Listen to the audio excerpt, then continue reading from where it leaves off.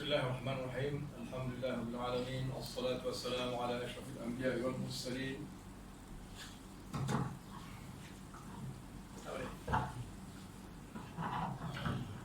Bismillahirrahmanirrahim. Alhamdulillah rabbil alamin. Wassalatu wassalamu ala asyrafil anbiya'i wal mursalin sayyidina Muhammad wa ala alihi wa sahbihi ajma'in. Rabbi shrah li sadri wa yassir li amri wahlul 'uqdatam min lisani yafqahu qawli. Amma ba'd. Okey. Kita teruskan sesi ketiga ini. Kita sudah sentuh tadi tentang bacaan tajwid secara umum dan secara ringkas. Kita tak boleh nak pergi secara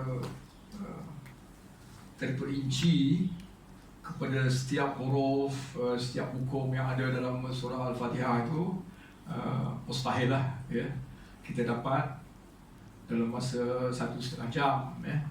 Kita memerlukan ya, pengajian yang berterusan ya. Sebenarnya tidaklah begitu susah ya. Tetapi banyak perkara yang menyebabkan pelajaran tajwid itu mengambil masa yang lama bagi kebanyakan orang ya. Mungkin kerana kita tidak cukup masa ataupun kita tidak memberi masa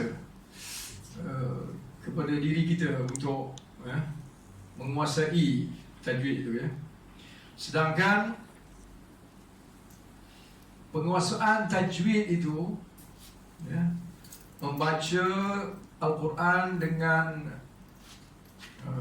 betul seperti yang diturunkan ya, seperti wahyu yang diturunkan kepada Nabi kita Muhammad SAW itu adalah menepati pertama perintah Tuhan sendiri ya. Yang saya kata tadi, Allah memerintahkan kita untuk membaca Quran itu dengan tartil ya. Jadi tartil itu termasuk tajwid dan ma'rifatul wuquf ya. Bila sebut ma'rifatul wuquf kepada orang Arab, sudah tentulah orang Arab tu dah tahu, dah faham dah bahasa Arab.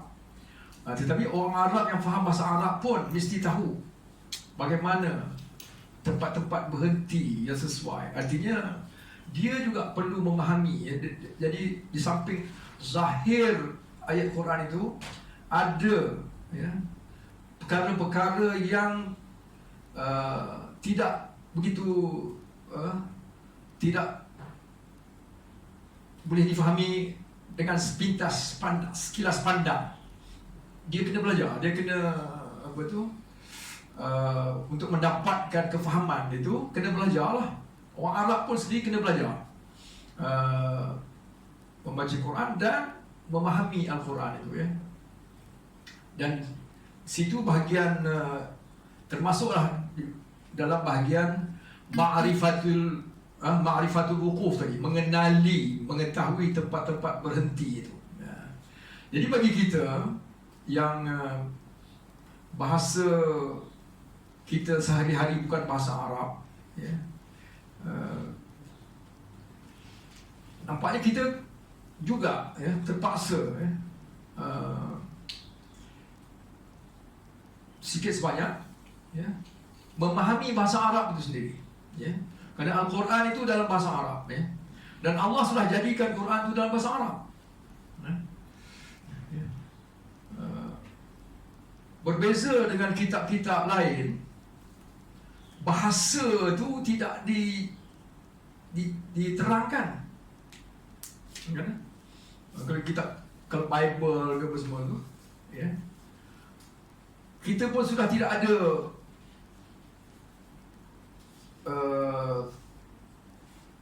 kitab itu sudah tidak wujud dalam bahasa Nabi yang diutuskan kitab itu ya. Misalnya kitab Taurat itu dalam bahasa apa? Kitab Taurat ya, dalam bahasa Qibti ya. Qibti itu bahasa orang Mesir dahulu kala ya. Jadi Nabi Musa tu di Mesir, dia bahasa Mesir ya. Tetapi selepas itu ya, pengikut-pengikut Nabi Musa dan keturunan dia, atau orang-orang yang beramal dengan agama, dia kata beramal dengan agama yang datang dengan kitab Taurat itu, tidak lagi bercakap bahasa Kipti itu. Malah Bible itu bahasa Hebrew. Bahasa Hebrew itu bukan bahasa yang digunakan oleh Nabi Musa dan umat sezaman dia. Ingat, bahasa yang digunakan oleh Nabi Musa itu sudah lama pupus. Tak ada orang cakap bahasa itu lagi dah. Pada masa itu dia pakai tulisan dia macam apa tu? Ada hieroglifik yang kita tengok di Mesir tu kan. Itu dia tulisan dia begitu. Bahasa Ibrani atau Hebrew tu lain tulisan dia. Dan selama beratus tahun sebenarnya kitab Taurat itu hilang.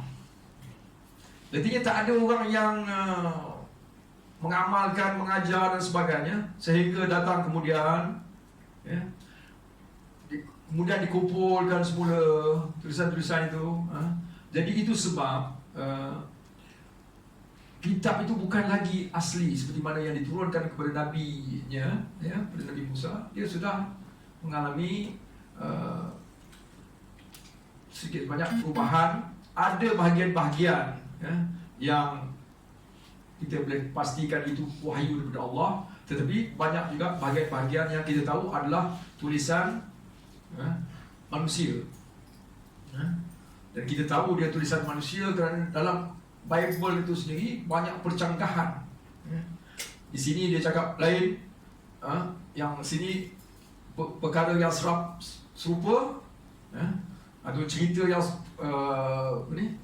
kejadian yang sama tetapi cerita dia lain, jumlah orangnya lain dan sebagainya, dengan nama-namanya ada perbezaan. Jadi kita tak tahu yang mana yang betul. Jadi sudah ada banyak. Alhamdulillah Quran itu, Allah kata kitab ini diturunkan dalam bahasa Arab. Ini adalah bacaan dalam bahasa Arab. Ditegaskan betul-betul. Kemudian Allah memelihara bahasa Arab itu sehingga bahasa Al-Quran itu tetap menjadi bahasa yang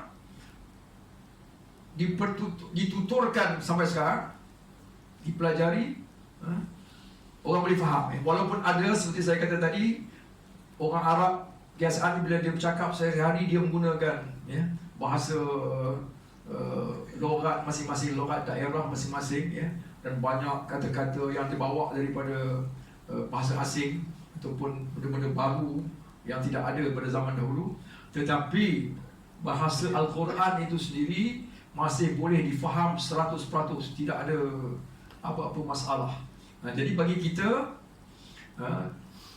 kita tak nak menyibukkan diri kita dengan nak mempelajari bahasa Arab dengan tujuan untuk berniaga ke, atau melancong ke, ataupun nak bagi ceramah dalam bahasa Arab. Tujuan kita semata-mata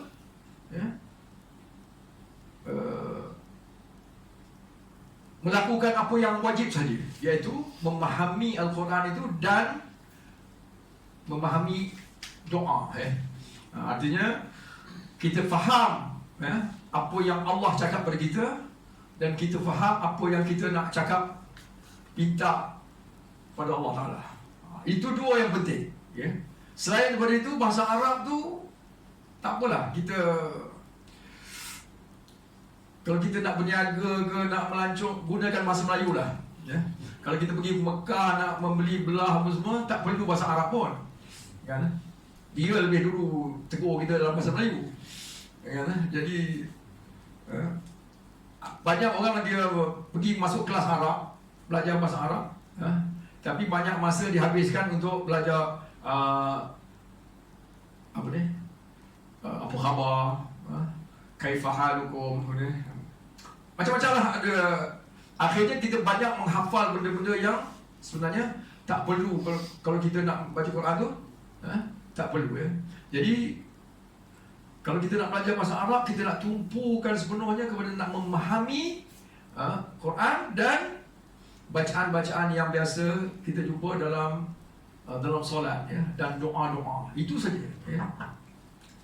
Jadi saya rasa kerjanya tidaklah susah bagaimana ya. Dengan syarat kita beri tumpukan perhatian kepada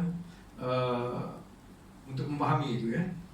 Dan yang paling penting difahami pada mula-mula ni ialah surah Al-Fatihah itu sendiri. Jadi surah Al-Fatihah itu artinya setiap perkataan yang ada dalam surah Al-Fatihah itu sekarang ni kita mesti berusaha supaya bukan saja kita menghafalnya, tetapi kita boleh faham maknanya sebaik-baik saja diucapkan. Artinya tak timbul lagi soal kita nak menterjemahkan ke dalam bahasa Melayu dulu. Kita kena sampai peringkat itu. Jadi bila kita baca Alhamdu tu, makna Alhamdu tu terus sampai kepada kefahaman kita. Seperti juga kita bercakap kalau siapa yang boleh bahasa Inggeris atau mana, kita tak perlu nak, bila kita gunakan bahasa Inggeris tu, kita tak perlu nak terjemahkan kepada bahasa Melayu kan. Kita terus faham saja.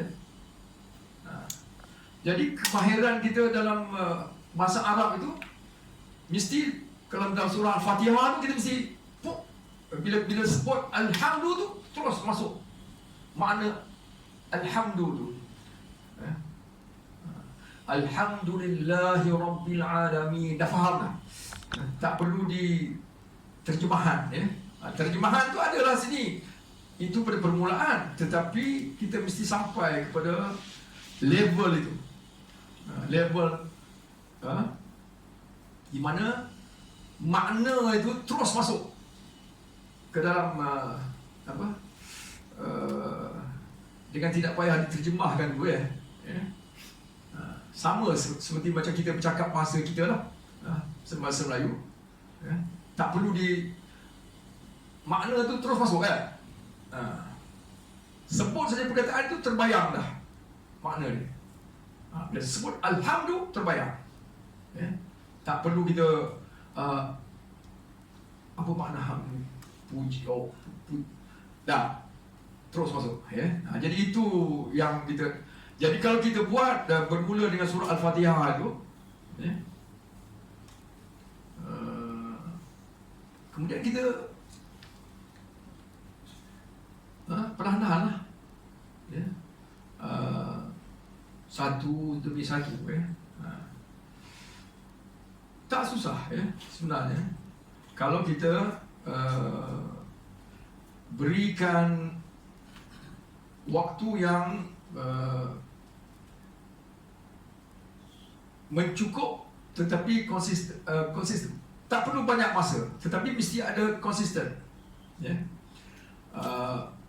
Tiap-tiap hari mesti ada waktu yang dikhususkan untuk belajar membaca Quran atau untuk membaca Quran dan memahami Quran. Tiap-tiap hari. Ini dia yang kita jarang ya. Kadang-kadang kita mempunyai semangat masuk kelas, pergi kursus sebagainya ya. Kursus 2 hari, 3 hari, seminggu atau enroll dalam kursus 3 bulan ya. Tapi tak macam itu tak boleh sebenarnya ya. Kita tidak akan dapat nak pertahankan ya panjang ya. Lebih baik kalau kita peruntukkan ya, saya rasa 1 jam satu hari. 1 jam satu hari. 1 jam daripada 24 jam. Okay. Tujuannya untuk memahami kalam Allah dan memahami ataupun mengetahui macam mana nak bercakap dengan Allah, melalui doa kita dalam bahasa kitab Allah. Jadi kita peruntukkan 1 jam satu hari. 1 jam satu hari ni banyak ke? Kalau kita fikirkan, kita semayang 5 kali sehari, 1 jam itu dibahagi 5, berapa? 12 minit. 12 minit. Artinya kalau 6 minit sebelum solat kita baca Quran atau tengok sikit bahasa Arab tu, 6 minit selepas. 6 minit sebelum, 6 minit selepas. Kan? Kalau ada 12 minit satu waktu, dalam masa 5 waktu tu ada 1 jam. Tak susah nak dapatkan 1 jam tu.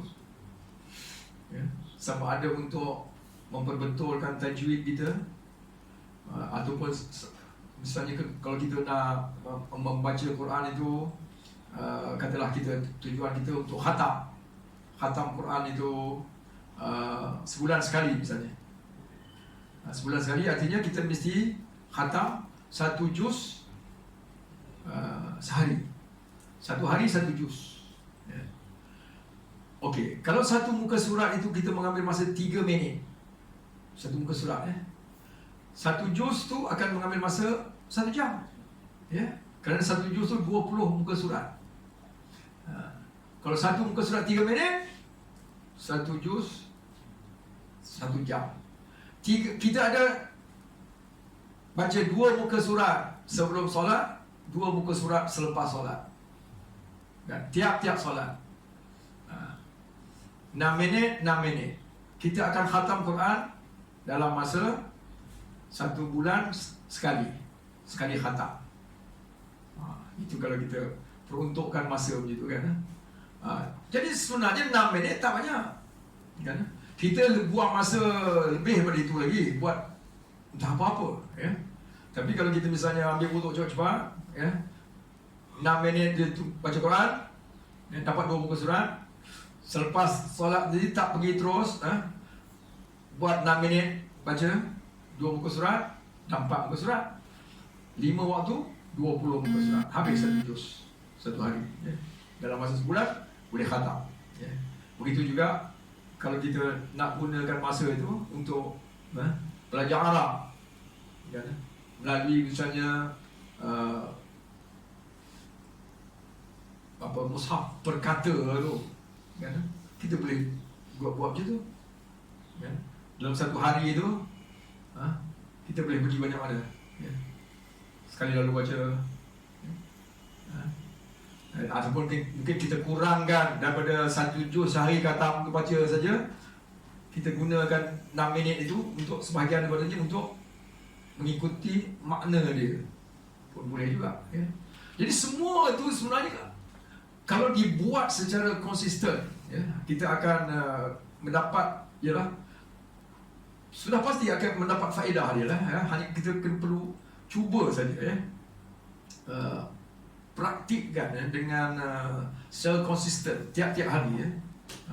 Jadi orang lelaki sebenarnya tak ada masalah. Dia tidak ada waktu cuti daripada membaca Quran dan sebagainya, pada semayang. Orang perempuan ada masalah. Tetapi apa yang saya dapati ialah kalau dalam bab baca Quran, belajar Quran ni, orang perempuan yang gigih. Orang perempuan yang gigih, orang lelaki tak segigih. Tak tahu lah apa sebabnya kan. Tapi mereka banyak masalah. Ada masanya tak boleh baca. Seminggu tak boleh baca. Tak boleh sentuh buku Quran dan sebagainya kan. Jadi tapi alhamdulillah, kalau orang lelaki semua mengambil satu sikap yang serupa, saya rasa dengan cepat saja kita boleh maju lebih daripada orang perempuan lah dalam bab membaca Quran. Kita lebih banyak masa, lebih banyak peluang kan. dan kemudian kita ada peluang mempraktikkan, ya, macam nak jadi imam dan sebagainya. Perempuan tak boleh jadi imam, walaupun dia teringin nak jadi imam, tapi dia tak boleh, kan? Ada perempuan yang saya cadangkan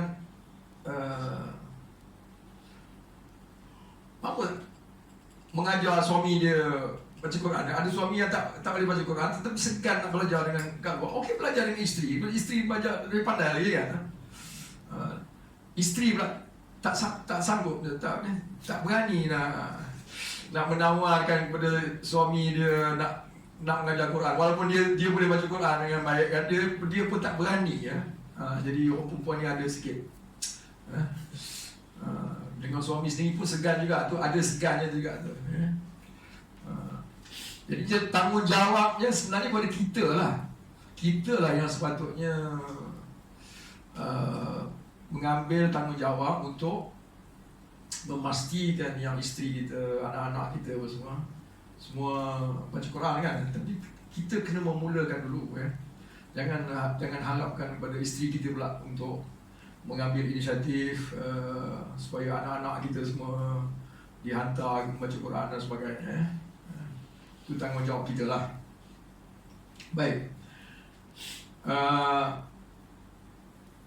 Apabila kita faham, ya, apa yang kita baca daripada Al-Quran itu, ya, perasaan tu lain, ya. Kesan dia tu kepada diri kita tu lain, ya. Sumpalah macam mana-mana apa-apa pun, ya. Kalau kita tahu menyebut bunyinya saja tapi tak faham maknanya, memang tak, kesannya tu bukan tak ada kesan, ya. Al-Quran ini sesuatu yang istimewa. Kita tidak boleh bandingkan. Memang kita tidak bandingkan Quran ini dengan benda-benda lain, ya. Jadi bila kita membaca Al-Quran itu, ya, bunyi dia tu, ya, susunan bunyi itu, ya, adalah susunan, ya, yang Allah Ta'ala sendiri yang menyusunnya. Bunyi itu sebegitu rupa, ya, sehingga bunyi itu adalah sesuatu mukjizat. Itu sebab bila Al-Quran itu dibacakan kepada air,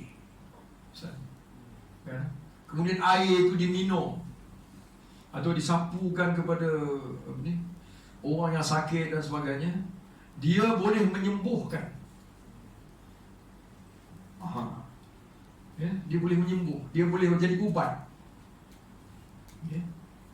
Walaupun orang yang membaca itu tak tahu apa yang dia baca itu, dia tak tahu maknanya, tapi dia baca, ya. Kemudian orang tu minum air, dia boleh jadi ubat, ya.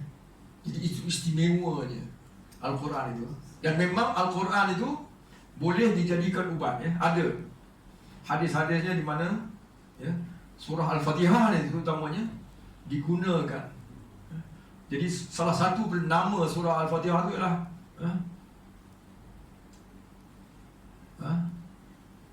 ubat, ya. Dia jadi penyembuh. Boleh, ya. Ada peristiwanya, ya. Jadi membaca tu, walaupun kita tak tahu makna dia tu, boleh, ya. Tetapi apa lagi bila kita tahu makna dia, lagilah berkesan, ya. Jadi kita hendakkan kesan yang sebanyak mungkin, maksimum apabila kita membaca Fatihah, ya. Misalnya saya kata tadi, Al-Fatihah itulah solat. Al-Fatihah itulah sebenarnya apa yang dimaksudkan dengan solat itu, ya. Solat itu Al-Fatihah. Jadi as-solah itu ialah salah satu daripada nama bagi surah Al-Fatihah, ya. Itulah dia persembahan kita sebenar-benar, ya. Perbuatan-perbuatan itu adalah iringan dia, Macam saya kata, iringan dia, ya. Intipati daripada persembahan yang kita nak, ya, tawarkan ataupun yang kita nak persembahkan kepada Allah itu ialah Al-Fatihah dalam solat itu. Jadi kalau kita baca dengan betul, ya, dengan tajwidnya, dengan cantik, okey, bagus, ya. Kalau baca dengan tak betul, itu pasal ada orang membaca Quran, ya, Nabi kata, di mana Al-Quran itu akan dilempar balik kepada dia, macam kata apa ni, kain tuala, pasal kita bagi pada tu, orang lipas balik ke muka kita, sebab, yalah, katalah kita tawarkan sesuatu benda yang tak elok, kan? Kita nak bagi persembahan kepada orang, nak bagi hadiah, tapi benda tu tak elok, rosak ke, tak cantik ke, apa orang tu buat? Dia lempar balik pada kita lah, kan? Macam itulah hakikatnya. Bila Fatihah kita tu tak betul, bukan pahala yang kita dapat. Fatihah tu akan dilemparkan balik kepada kita. Apa ni? Artinya apa ni? Bukan saja ditolak, tidak diterima, tetapi dilemparkan balik. Belasah muka orang yang mempersembahkan persembahan yang tak sempurna atau sambil lewa tu saja tadi. Itu bahaya dia lah, ya. Jadi kita kena hati-hatilah, ya, memastikan bahawa persembahan kita kepada Allah itu ialah yang sebaik-baik yang kita usahakan, ya. Kalau kita mendapati kesusahan, ya, memang lidah tu berat, memang macam-macam masalah itu, tak apa, Allah akan usaha tu, ya. Tetapi kalau tidak ada usaha, ini yang bahaya. Kalau kita tidak ada usaha, kalau misalnya kita dah terlalu yakin bahawa apa yang kita belajar masa kita kecil dulu, umur 7 tahun apa semua tu sudah cukup, itu bahaya. Sebab kadang-kadang bila kita dengar orang tu baca Fatihah, Allah, inilah yang dia telah baca selama dia baligh, kan, daripada umur berapa, 14-15 tahun, macam ni dia baca. Bayangkan macam mana, betapa ruginya, ya. Artinya penat semayang tu, kan, tetapi ganjarannya tu kita tak pasti, ya, sama ada dilemparkan balik ke atau diterima, ya. Kita harap diterima lah, ya. Tapi keyakinan itu mesti ada asas, kan? Apa-apa pun keyakinan mesti ada asas. Kalau dia tak belajar, memang tak ada asas untuk bagi kita yakin bahawa benda itu diterima, ya. Jadi kita kena mulakan, kena muhasabah, ya. Kena muhasabah. Periksa balik Fatihah kita tu, adakah Fatihah kita tu sudah ikut piawaian dia yang sebenarnya, kan? Boleh tak? Kan? Dan tu dari satu dari segi sebutan huruf dia, kalau sudah baik, okey. Tetapi kita kena pergi ke satu peringkat lagi di mana kita memahami pula apa yang kita baca itu, ya. Kerana pemahaman itu pula akan melonjakkan kita, ya, ke satu peringkat yang lebih tinggi, ya. Jadi maksudnya lebih tinggi ini,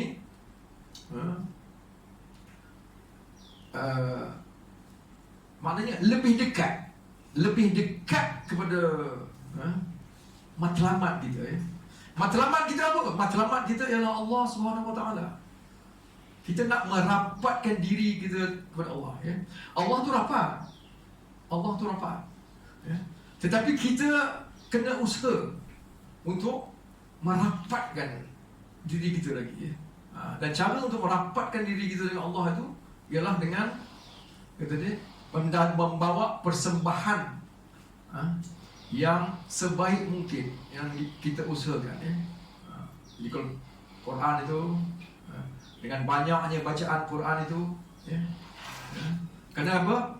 Allah mendengar, ya. Allah memberi perhatian istimewa kepada orang yang membaca Quran, ya. Dia bukan perhatian yang sepintas lalu. Memang Allah memberi perhatian kepada setiap makhluk pada setiap masa. Tak lepas pandang lah.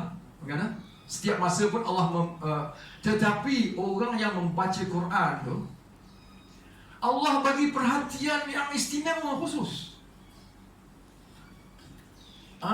Dia pandang, ya. Kalau kita boleh sebutlah, kita guna bahasa tu, Allah memandang orang yang membaca Quran tu dengan pandangan yang sangat-sangat istimewa.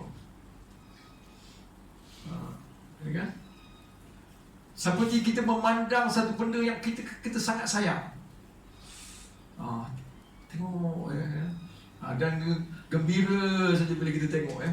Orang yang kita sayang ke, anak ke, cucu ke, isteri tu lagi lah kan. Si sayang je kan. Tapi dalam nama tu malas ke nak tengok.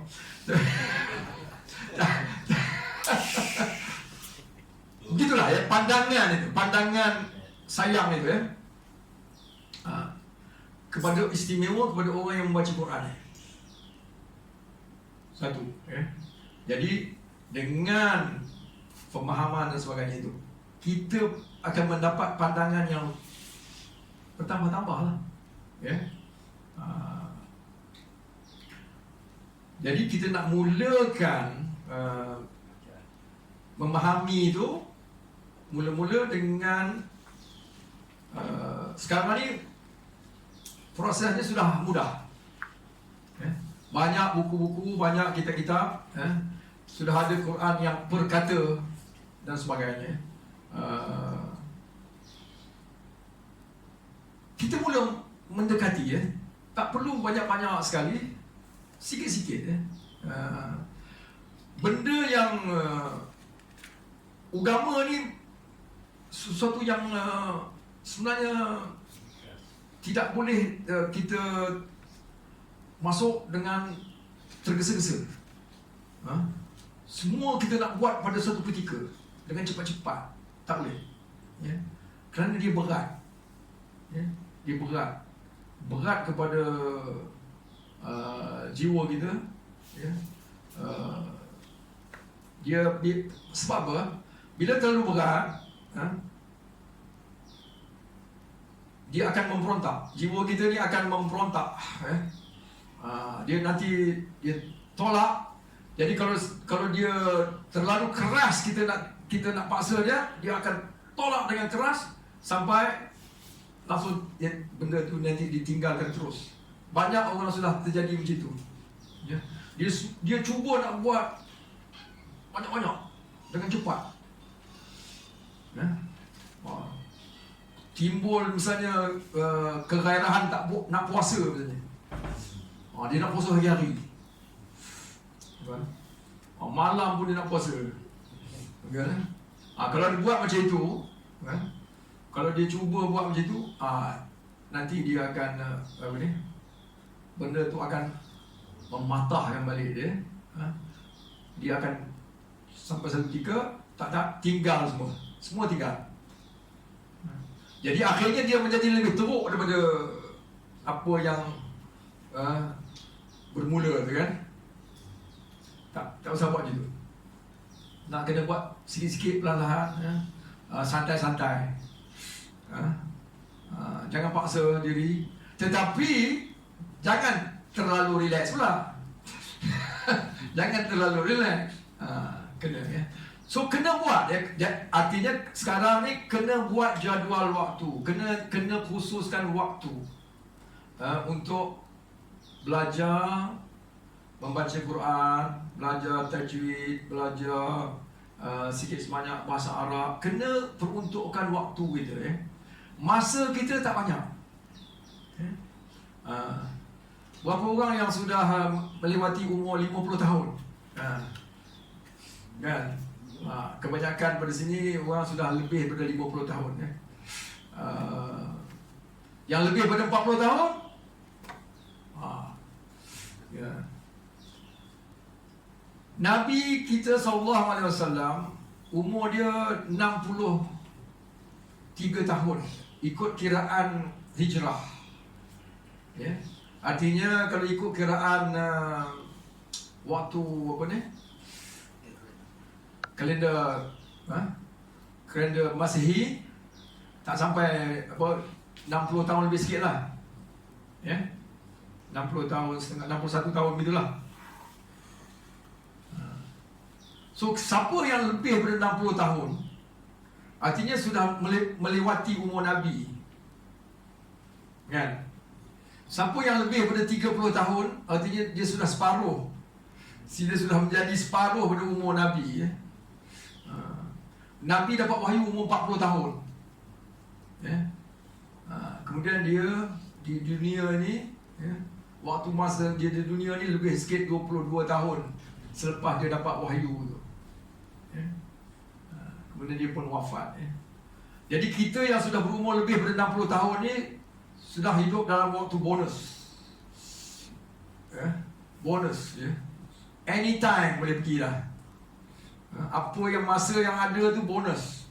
Siapa yang belum 60 tahun tu fikirkanlah berapa banyak nak sampai, berapa banyak masa yang ada nak sampai 50 tahun tu ya.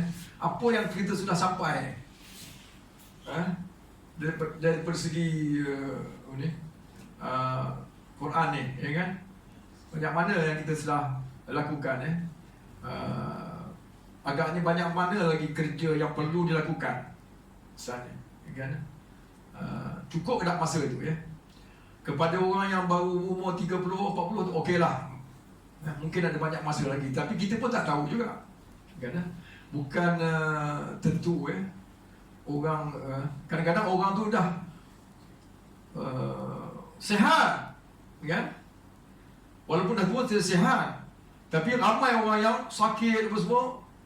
Tetapi yang mati dulu orang yang tua tu tadi, yang sihat tu tadi mati dulu daripada orang yang sakit ni. Orang yang sakit ni hidup lagi. Orang yang sihat ni pergi dulu. Boleh jadi juga. Orang muda boleh pergi dulu pada orang tua ya? Jadi tak tentu ya. Jadi kalau kita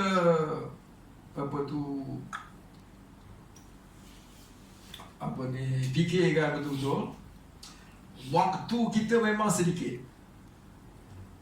Memang tak banyak untuk nak menguasai ya.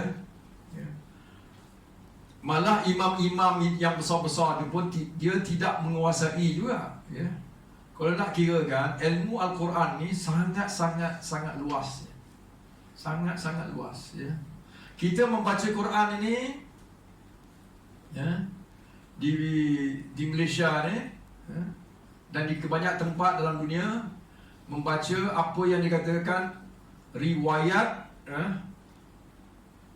Imam Hafs daripada qiraat Imam Asim. Itu bacaan yang kita baca ya. Banyak orang tak tahu pun nama, tak pernah dengar pun nama ni. Nama Hafs, nama Asim ni dia tak pernah dengar pun ya. Bila saya sebut kita ni membaca riwayat Hafs daripada Asim, dia kata apa? Saya kata dalam bacaan Quran ini ya, ada 10 qiraat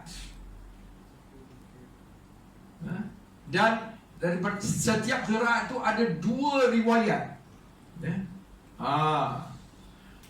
Menunjukkan bacaan Quran ni ada 20 cara kita membaca Quran ya. Yang semuanya adalah datang daripada Nabi SAW. Semua 20 cara ni boleh dibaca dalam solat. Sah. Tak ada apa ni? Semua diterima.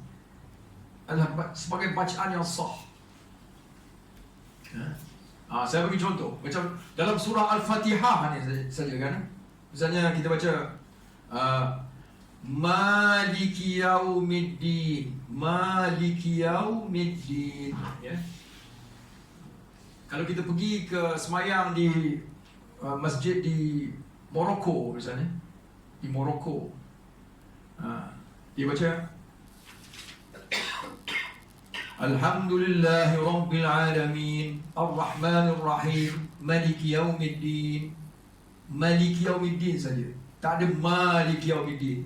Kita baca ma panjang, ada alif. Dia baca Maliki Yaumiddin. Kan? Boleh? Kan? Perkataan Malik berbeza daripada Malik. Malik maknanya pemilik. Pemilik. Malik maknanya raja. Kita ada perkataan Malik dengan tak ada alif tu.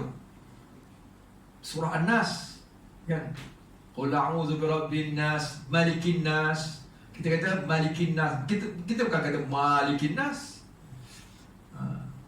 Kalau baca malikin nas salah lah. Tak ada alif situ.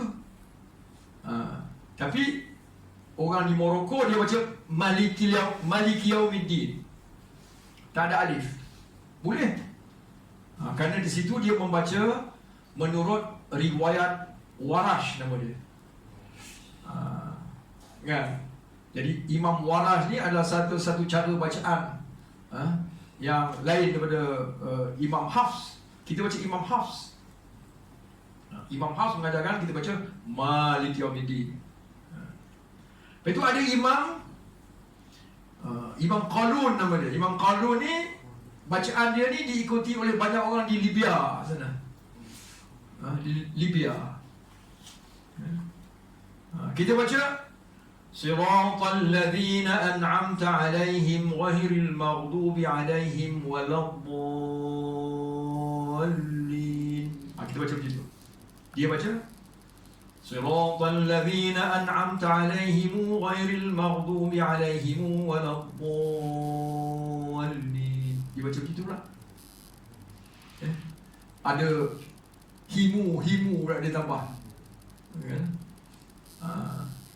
Kita baca him saja, dia tambah mu. Boleh?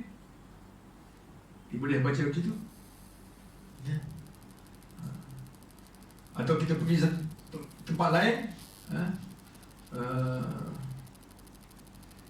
misalnya kita pergi ke Somalia, ya, Somalia tahu di mana kan? Di Somalia dia membaca menurut riwayat As-Susi, nama imam yang mengajar dia, As-Susi. Jadi misalnya kita baca Ar-Rahmanir Rahim Maliki Yaumiddin. Dia kalau kita baca sambung, ya, Ar-Rahmanir Rahim kita baca Ar-Rahmanir Rahim Maliki Yaumiddin. Kita ada baca Malik, kan? Tapi dia baca Ar-Rahmanir Rahim Maliki Yaumiddin. Dia baca begitu. Kan? Dia idghamkan, ya. Bila ada dua huruf yang sama gitu, dia idghamkan untuk mudahkan lagi bacaan itu, ya. Itu pun bacaan itu boleh, ya. Jadi saya kata tadi ada 20 cara bacaan, ya. Jadi kalau kita belajar satu saja ni. Kita belajar tajwid ni satu saja. Artinya selepas kita dah mahir dalam satu tajwid ni, sebenarnya kalau kita ada masa lagi, kita boleh belajar lagi 19 cara baca Quran lagi. Kan? Artinya kebanyakan orang hanya tahu 1/20 saja. 1/20 saja. Itu pun dia sudah mahir tu. Dia sudah mahir dalam bacaan Quran. Tetapi kebanyakan orang yang mahir ni pun dia sebenarnya dapat 1/20 sahaja. Jadi bayangkan, ya, kita yang belum dapat lagi 1/20 dia. Berapa banyak sebenarnya artinya yang kita nak capai.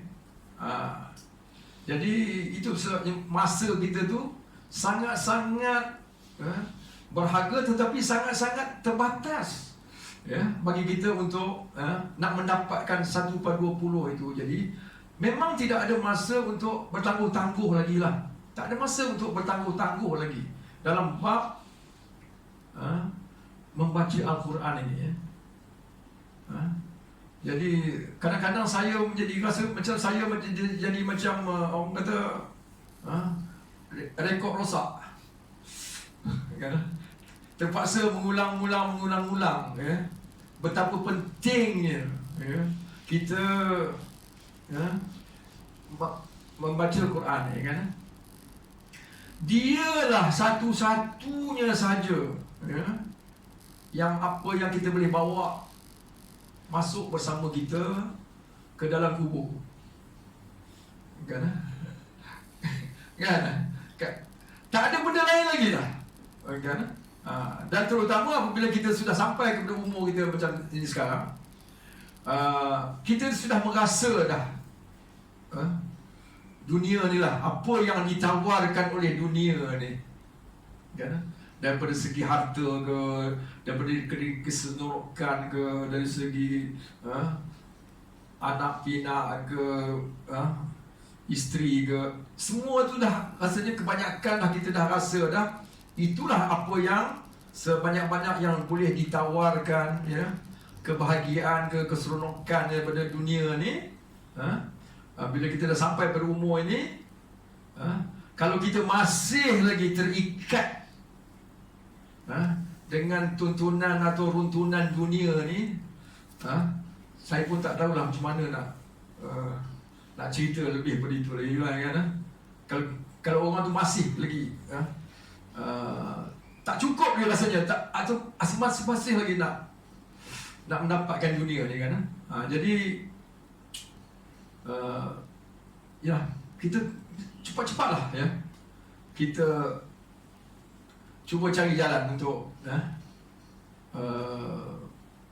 siapkan bekalan kita yang kita nak bawa bersama kita ni ke alam yang lagi satu yang pasti datang kan.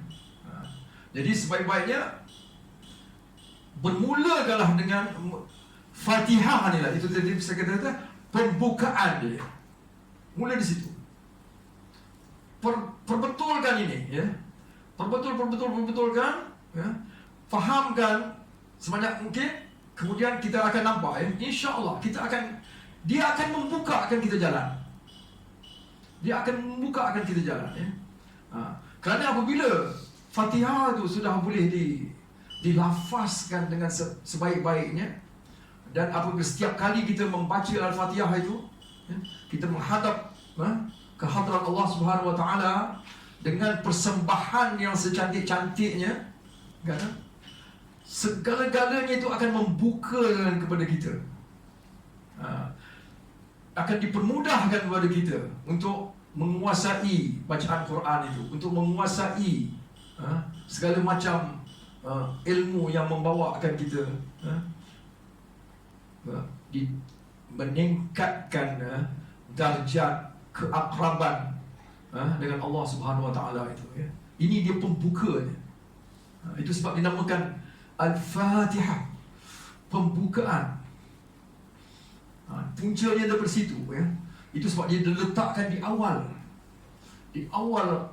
Quran, Walaupun dia bukan surah yang pertama yang diturunkan, tapi diletak di awal. Dan tulisan dia, bentuk tulisannya, dia sebenarnya adalah Allah mengajar kita bagaimana nak bercakap dengan dia. Bukan Allah yang memberi mesej tu di sini, tetapi Allah mengajar kita bercakap pada dia.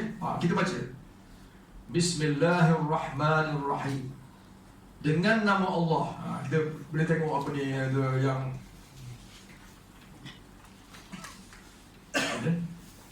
terjemahan dia, dengan nama Allah yang Maha Pengasih, Maha Penyayang.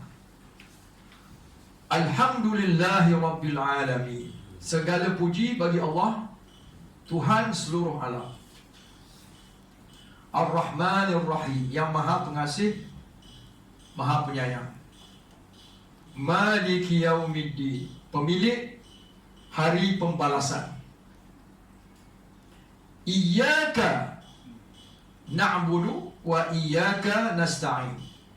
Hanya kepada Engkaulah, ya, kami menyembah, wa iyyaka, dan hanya kepada Engkaulah nasta'inu, kami mohon pertolongan, ya.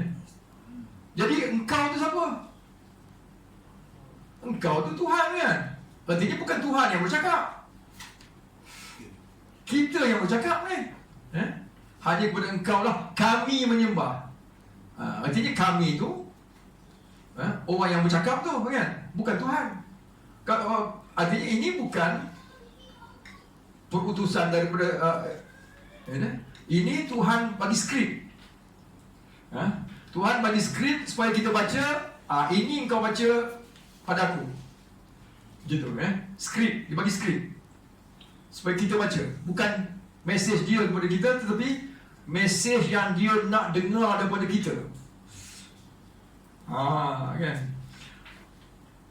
Iyyaka, hanya kepada Engkau lah. Ka di situ maknanya Engkau, maknanya Tuhan. Na'budu, kami. Pasal apa? Bukan aku. Kami. Kan? Artinya apabila kita membaca Fatihah itu, kita bukan bercakap dalam kapasiti kita secara peribadi. Bukan kita seorang diri. Bukan kita seorang diri bercakap dengan Allah. Bukan iyyaka a'budu wa iyyaka asta'inu, tak. Iyyaka na'budu, artinya kami. Jadi Allah seolah-olah menyuruh kita menjadi juru cakap kepada orang ramai. Masing-masing kita adalah wakil atau juru cakap kepada manusia lain. Mungkin keluarga kita, mungkin orang-orang karya kita, kampung kita, atau mungkin juga seluruh dunia. Dia tidak ada batas kepada perkataan kami di situ. Kami itu siapa? Ya, mungkin kita berdua, bertiga, mungkin ramai, mungkin seluruh dunia. Tetapi dia menjadi, kalau kita sedarkan itu, ini tanggungjawab yang besar. Kalau kita disuruh jadi juru cakap bagi orang ramai, kan? Apa beban dia tu? Kan? Kita mesti pastikan, yang kita menjadi juru cakap yang meyakinkan. Kan? Kalau kita nak berdoa untuk ramai, kalau kita sendiri pun tak tentu lagi boleh diterima atau tak boleh terima doa kita tu, macam mana kita nak menjadi juru cakap kepada orang ramai, kan? Terutama kalau orang tu nak jadi imam, misalnya, kan? Dia sendiri pun tak lepas lagi, macam mana dia nak menjadi imam kepada makmum dia tadi? Dan setiap kita, kalau seorang lelaki, kalau sudah beristeri itu, dan ada anak-anak, kita sudah sebenarnya bertanggungjawab untuk mengimami keluarga kita, kan? Jadi paling sedikit pun, bila kami, kita sebut kami di situ, termasuklah isteri kita, anak kita, kaum keluarga kita, kalau tidak lebih ramai lagi pun, Jadi kami itu mengandungi juga sikit sebanyak tanggungjawab ke atas diri kita, untuk memastikan, yang bila kita buat persembahan itu, kita juga artinya menyampaikan kita diharapkan untuk bercakap bagi pihak yang lain juga, orang lain juga, yang mengharapkan kepada kita untuk menyampaikan dengan baik. Jadi kita tak boleh fikir pasal diri kita sendiri saja. Kita dah suruh menjamakkan, membuatkan itu sebagai kami. Kemudian apa yang kita minta?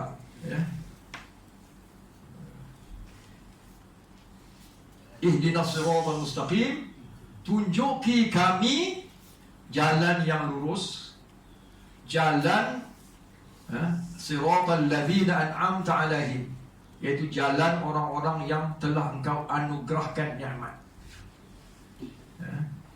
Di sini kita merujukkan kepada orang-orang yang kita sudah tahu mendapat nikmat ataupun ketinggian martabat di sisi Allah.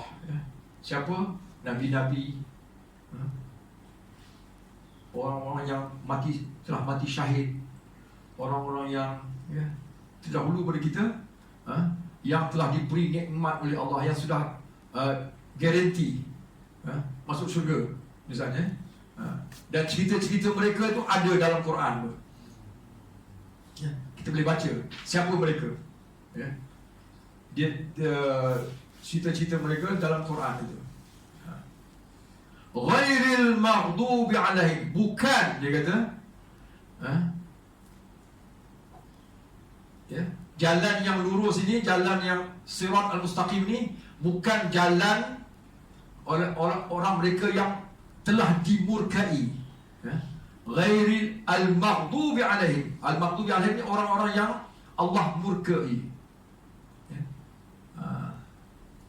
Mereka itu mengikut jalan lain. Allah marah pada mereka. Allah kemarahan ke atas mereka. Di sini sebenarnya tak sebut kemarahan Allah. Mungkin maksudnya sini bukan saja Allah yang marah, tetapi makhluk lain pun marah juga kepada orang seperti ini. Kerana mereka tidak mewakili orang-orang yang nak berbuat baik misalnya, atau mereka dipertanggungjawabkan untuk macam tadi menjadi jurucakap, tapi mereka tidak menunaikan tanggungjawab itu. Kan?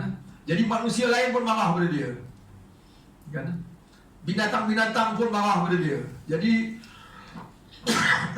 dalam menyebut al-maghdubi alaihim ni, tidak ada sebut Allah marah, tak. Kemarahan ke atas mereka.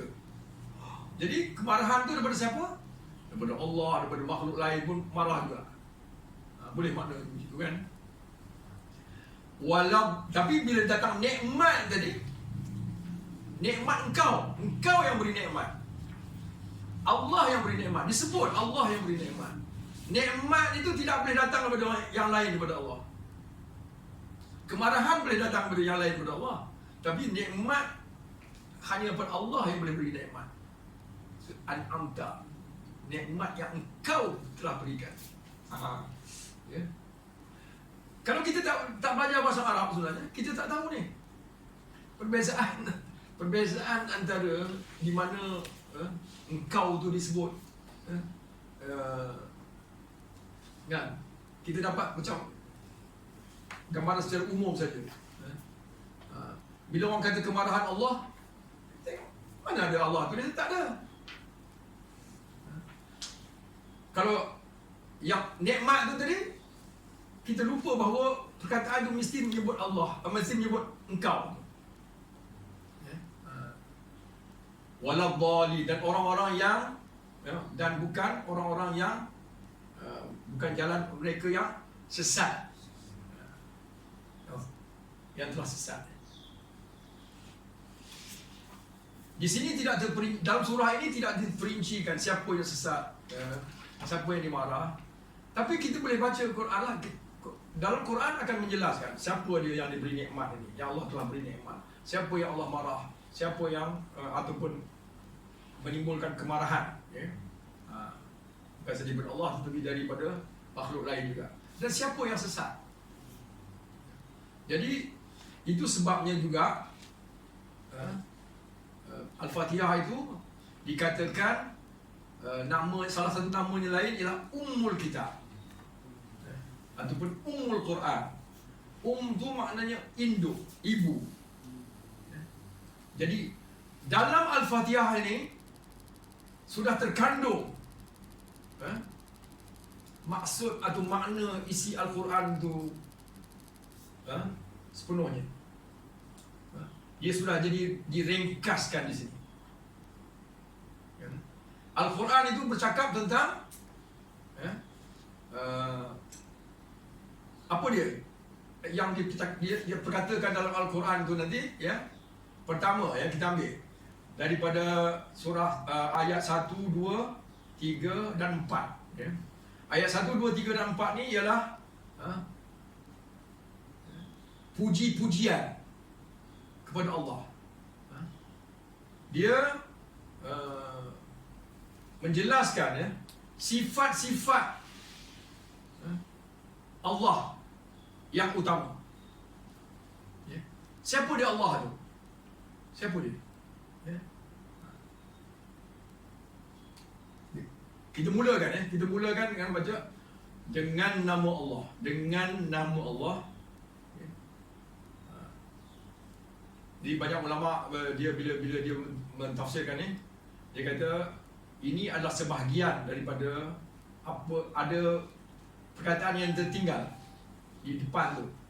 Sebenarnya aku memulakan dengan nama Allah. Bukan dengan nama Allah tetap. Aku memulakan dengan nama Allah. Aku memulakan perbuatan ini, ya. Aku berdiri di sini, aku memulakan ucapan ini dengan nama Allah. Ya. Kemudian dia bagi sifat, ya, 2 sifat. Ar-Rahman, Ar-Rahim, ya. Dalam bahasa Arab dia datang daripada asal akar yang sama. Rahamim. Rahamim, ya. Dalam bahasa Melayu kita tak perasan. Yang Maha Pengasih, yang Maha Penyayang. 2 perkataan yang berbeza, kan? Pengasih, penyayang, ya. Walaupun kita tahu kasih dengan sayang tu adalah makna dia, kan? Tapi dalam bahasa Arabnya memang jelas dia terdiri daripada 2 kata yang mempunyai satu kata dasar, ya. Huruf Ra, Ha, Mim. 3 huruf ini ada dikongsi bersama oleh 2 perkataan ini. Yang satu Rahman, yang satu Rahim, ya. Dalam bahasa Arab, susunan pattern ini dia membawa makna tertentu, kan? Bila kita ada pattern Rahman, ya, kata dasar dia Ra, Ha, Mim, kemudian diikuti oleh alif dan nun, jadi Rahman, ya. Dia ada membawa satu makna, apa dia? Kesangatan, ya. Sifat itu adalah tersangat-sangat tersangat-sangat rahim. Rahim itu sayang, ya. Kata sayang. Tersangat-sangat sayang. Ataupun tersangat-sangat penyayang. Dengan sebab susunan Rahman itu, bunyi Rahman itu. Dia ada perkataan lain, Ghufran. Adalah banyak perkataan lain yang mempunyai pattern yang sama, ya. Ada penambahan itu. Tapi sangat-sangat sayang, tapi sementara saja. Dia menyeluruh, ya. Sayangnya sangat meliputi semua. Orang kafir pun dia sayang, orang beriman pun dia sayang, Tetapi sayangnya itu sementara. Kan? Tetapi Ar-Rahim ni sayang dia tu berpanjangan. Kan? Dia katakan berkekalan. Dia bukan temporary. Sama kuat juga, tetapi panjangan. Dan dikhususkan kepada orang-orang yang beriman sahaja. Kan? Yang itu tidak boleh disampaikan oleh bahasa Melayu tadi tu. Maha Pemurah, Maha Penyayang. Apa dia? Tak ada sampai makna itu tadi. Jadi dalam bahasa Arab, semua makna itu kita dapat daripada susunan huruf itu dan penambahan-penambahan yang ada. Jadi daripada 3 huruf itu kita akan jumpa dalam banyak-banyak perkataan. Rahman, Rahim, Rahmah, Rahmah, Arhamar Rahimin, semua tu menggunakan Ra, Ha, Mim, dan ada membawa makna-maknanya yang tersendiri. Jadi tak lengkap. Terjemahan tidak boleh lengkap. Itu sebab Al-Quran dikatakan dalam bahasa Arab dan kalau kita terjemahkan, dia sudah bukan menjadi Quran lagi. Dia tidak sah dibaca dalam sembahyang. Terjemahan. Kan? Walaupun kita tak tahu bahasa Arab, tak boleh. Kita kena cuba juga. Paling teruk kita diam saja, dengar imam baca. Dah tak boleh cakap langsung dah. Ataupun kita baca apa, kita setakat yang kita boleh baca. Alhamdulillah, Subhanallah, baca zikir-zikir itu. Tapi tak boleh nak gantikan Fatihah itu dengan nama Allah yang Maha Pengasih lagi Maha Penyayang. Tak boleh. Tak sah. Main tak sah. Alhamdulillah. Dan setelah kita mengatakan ini dia Ar-Rahman, ini dia Allah dia yang dengan nama siapa kita membaca ni? Dengan nama Allah Ar-Rahman Ar-Rahim. Saya nak terjemah pun saya tak nak. Kita fahamkan Ar-Rahman Ar-Rahim. Forget about. Itu sebab kata bila Samsani kata nak ni, okey, saya nak tengok pada Quran yang tak ada terjemahan ni. Kan?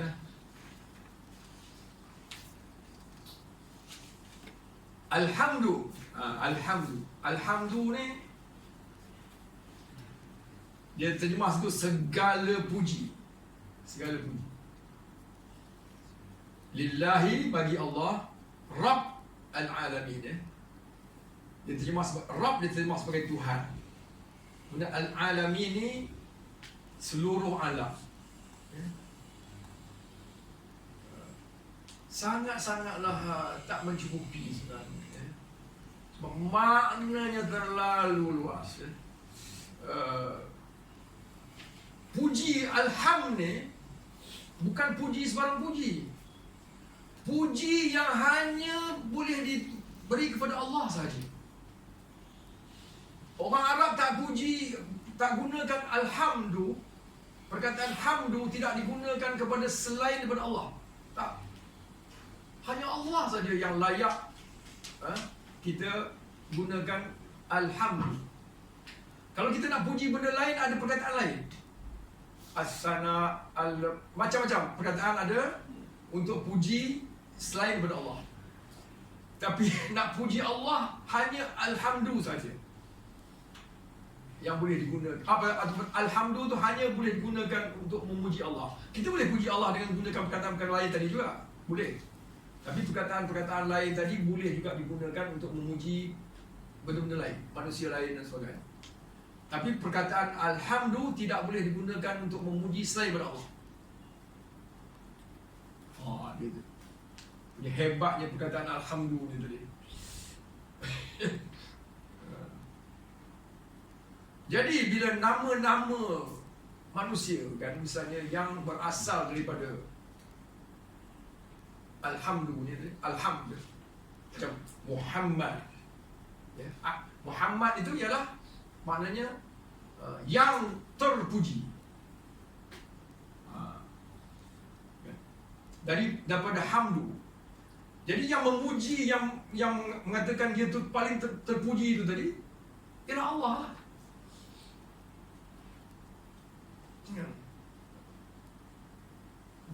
Ataupun Abdul Hamid, Ahmad dan sebagainya. Jadi nama-nama itu berkaitan dengan pujian, tetapi pujian itu hanya layak bagi Allah. Ya, alhamdu lillahi Rabb, perkataan Rabb. Rabb ni kalau kita kata perkataan Tuhan, apa dia? Ya. Sebenarnya perkataan Tuhan kalau dalam bahasa Arab ialah ilah. Ilah, Tuhan. Ya. Bukan Rabb. Rabb dia makna dia seseorang yang memelihara. Kan? Dia bukan saja dia mencipta, dia memelihara, dia menjaga kesejahteraan benda yang dia cipta tu tadi, kan? Dia memastikan ya semuanya berjalan dengan baik, kan? Kemudian dia menyayangi ya. Kalau dalam bahasa Inggerisnya dia cherisher. Kita bukan saja apa ni sekadar pelihara ya. Macam kita cherish dia, kita manjakan dia, anak kita kan, kita bukan saja kita pelihara dia, bagi dia makan apa semua, tengokkan tempat duduk dia, apa ni, protect dia daripada bahaya dan sebagainya itu. Semua itu dibuat oleh Rabb. Dia mencipta, dia menjaga, memelihara, menghalang daripada berlaku mara bahaya. Semua itu dilakukan ya. Ada dalam perkataan Rabb itu ya. Jadi kalau kita kata Tuhan tak sampai ya. Tuhan itu, perkataan Tuhan itu sesuatu yang kita sembah ya. Konsep sembah itu datang kemudian. Masa kita sebut na'budu baru datang konsep sembah. Tapi sebelum itu, sebelum kita sembah Tuhan itu, kan, Tuhan telah menzahirkan sifat dia yang bukan saja mencipta alam ini, tetapi memeliharanya, memastikan kesejahteraannya, memberi macam-macam, kan, secara terus menerus memberi rezeki ya. Semua tu ada dalam konsep Rabb ya. Dan al-alamin maknanya setiap yang bukan Allah itu alam. Seluruh ciptaan itu. Artinya tidak selain daripada Allah, itulah al-alamin. Apa yang dipelihara oleh Allah itu ialah apa yang selain daripada dia. Semua adalah ciptaan, makhluk ciptaan dia. Itulah al-alamin. Dialah Tuhan ya, ataupun Rabb ya. Rabb.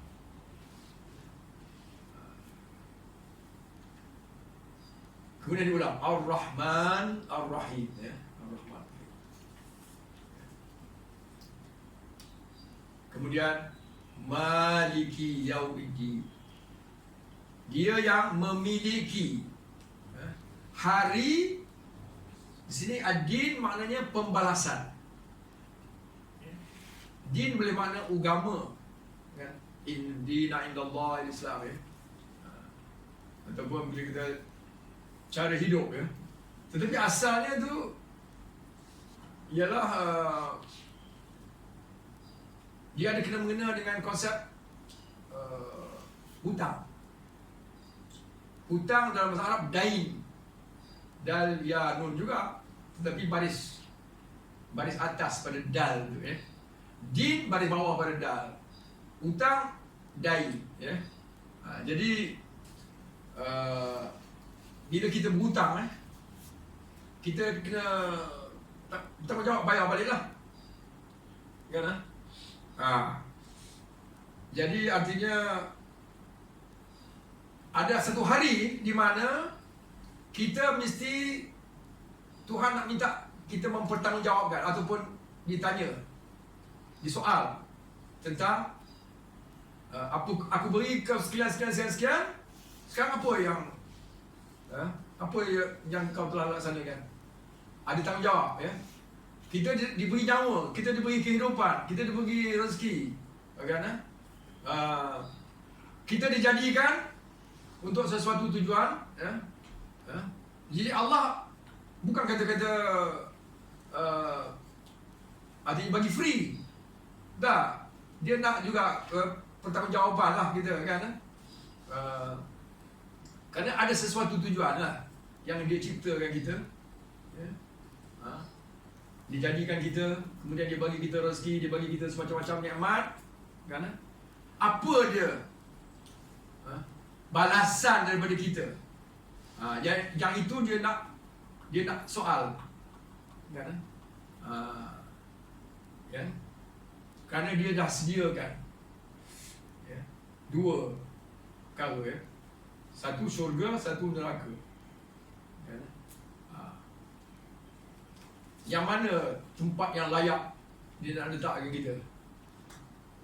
Jadi itu semua akan ditentukan pada apa yang dinamakan hari pembalasan itu, Yaumuddin ataupun Yaumul Qiyamah itu. Jadi nak bagi tahu sini, dia adalah pemilik hari itu. Pada masa hari itu dialah yang mempunyai semua kuasa. Dialah yang mempunyai semua keputusan. Kan? Nak mengingatkan kita itu. Ya, dia Rabb. Dia memelihara, dia bagi, dia sayang apa semua. Okey. Dia amat pengasih, amat penyayang. Ya. Tetapi dia adalah juga pemilik hari pembalasan. Dia akan tanya kita, dia akan nak kita bertanggungjawabkan. Dia akan bertanggungjawabkan kita atas segala apa yang kita lakukan ya, sebagai balasan ataupun sebagai ya, daripada apa yang dia bagi kan. Kemudian kalau kita lulus, masuk syurga. Kalau tak lulus, okey, masuk tempat lagi satu. Begitu dia ya. Ini yang kita nak kena bayangkan apabila kita membaca empat yang jadi ada satu hadis di mana hadis kursi ya, di mana Allah kata ya, apabila hamba itu membaca Alhamdulillahirabbil alamin, Allah kata, hamba aku memuji aku. Ar-Rahmanir Rahim, hamba aku membesarkan aku. Malik Yaumiddin, hamba aku. Jadi ya, Iyyaka na'budu wa iyyaka nasta'in. Selepas dia puji itu tadi, Iyyaka na'budu wa iyyaka nasta'in. Hamba aku. Di sini dia mengaku, Iyyaka, hanya engkau na'budu, kami sembah. Hanya engkau ya, yang kami jadikan Tuhan. Sembah, kami sembah ya. Di situ baru datang konsep Tuhan yang disembah itu ya. Pada ayat ke-5 ni, na'budu ya. kami sembah. Di atas ni tadi belum tentu lagi, belum sembah lagi. Dia merujukkan kepada seluruh manusia ni. Tuhan adalah Rabb kepada sekalian makhluk. Artinya yang Muslim, yang kafir, yang mukmin, binatang, burung, pokok-pokok, semua. Kan? Jadi tak timbul soal ibadat tu tadi. Bila sudah diakui tu tadi, oh, ada pembalasan rupanya. Ada pembalasan. Bila kita sedar ada pembalasan, pembalasan ni tentulah kepada satu jenis makhluk yang layak dibalas. Betul tak? Takkan nak balas pada burung, pada cicak. Takkan nak balas pada tikus misalnya. Ya? Mesti balas pada makhluk yang layak mendapat pembalasan. Kan? Takkan nak balas pada pokok, takkan nak balas pada angin atau pada matahari. Kan? Ini makhluk juga. Tuhan pelihara juga semua tu. Tetapi dia tidak akan menerima pembalasan. Yang pembalasan ini ada satu jenis makhluk yang istimewa. Ya? Itulah manusia.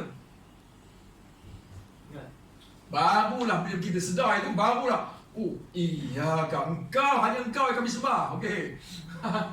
Hanya engkau kami sembah, ya. Kalau sebab apa? Kalau dia seorang, dia sesatunya yang memberi kepada kita, pasal apa kita nak sembah yang lain? Tak sesuai lah kan? So, baru datang kesedaran itu. Bila kita sedar betul-betul itu, baru datang kesedaran. Iyyaka na'budu. Aku tak ada sembah yang lain selain daripada Engkau. Kami tak sembah yang lain selain daripada Engkau. Kami tak ada minta pertolongan daripada yang lain daripada Engkau. Kan? Kita nak kena tegaskan di situ, sebab kita tak nak nanti Tuhan marah. Sebab dia dah bagi semua, tapi kita punya kesetiaan itu berbelah bagi pula. Ada pula yang lain pula yang kita sembah. Ada benda pula ada tempat lain pula yang kita nak minta tolong. Seolah-olah kita pada masa itu kita tak perlukan dia. Tak boleh, ya. Kesedaran itu datang, ya. Dan pengakuan itu adalah berdasarkan kesedaran bahawa kita akan menghadapi hari pembalasan, ya. Kemudian oleh kerana itu tadi, barulah timbul rasa, macam mana aku nak memastikan yang kita tidak tergelincir, yang kita tidak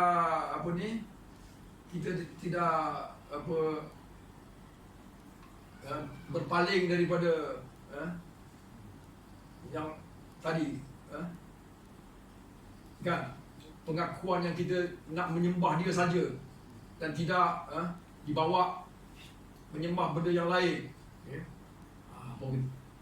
Ihdinas siratal mustaqim. Tunjukkanlah kami tak tahu, kami lemah, kami tak tahu. Tunjukilah kami jalan yang lurus supaya kami tak sesat lagi dah. Ihdinas siratal mustaqim. Rasakan betul-betul pada masa itu pengharapan kita, ya? Jangan tak tunjuk. Kadang kalau kau tak tunjuk, siapa lagi yang nak tunjuk? Kami akan sesat. Ya? Tunjukkan kami siratal mustaqim, siratal ladzina an'amta alaihim. Ya? Bukan dia tak tahu. Itu bukan dia tak tahu apa dia siratal mustaqim itu. Tapi dia suruh kita cakap, ya. Siratal mustaqim itu ialah jalan, ya. Jalan yang lurus itu ialah jalan orang-orang yang engkau telah beri nikmat kepada mereka. Engkau telah beri nikmat. Engkau tahulah siapa mereka. Engkau yang telah beri nikmat kepada mereka, ya. Nabi-nabi semua itu. Jalan mereka itu yang kami nak. engkau tunjukkan kepada kami, ataupun kami dibimbing ya, untuk berada tetap di atas landasan itu, tidak tergelincir. Kan? Perkataan ihdi ini maknanya bukan saja tunjuk, tetapi bimbing, kan? Pimpin, kan? Bukan kata okey, kat situ. Tak, dibawa ni, bimbing, ya. Itu yang tak ada. Bila kita terjemah, tak lambai tu, tak sampai makna tu, kan? Sebab makna tu ada dalam bahasa Arab tu ada, kan? Di tempat-tempatnya tentu. Jadi bila kita kata hidayah, maknanya bukan saja tunjuk, tetapi bimbing, pimpin, tuntun, ya, macam-macam lah. Buat segala-galanya. Kadang-kadang kita kena dukung, kan, supaya dia tidak lari pada landasan itu. Ini itu pasal apa ni? Terjemahan tak memadai ke satu bahasa, ya, kerana tak ada bahasa yang selengkap, ya, bahasa Al-Quran itu sendiri, ya. Jadi pimpin kami, bimbing kami, tuntun kami, tarik kami, tunjukkan kami jalan yang lurus itu, ya, jalan orang-orang yang telah engkau beri nikmat kepada mereka, ya, kan? Cita-citanya ada dalam Quran. Ghairil maghdubi alaihim, bukan jalan orang-orang yang kemarahan ke atas mereka, ya. Macam saya kata tadi, kemarahan itu bukan saja Allah yang marah. Ada tafsir kata dia tak sebut Allah situ sebagai adab, kan? Jadi bila kita tidak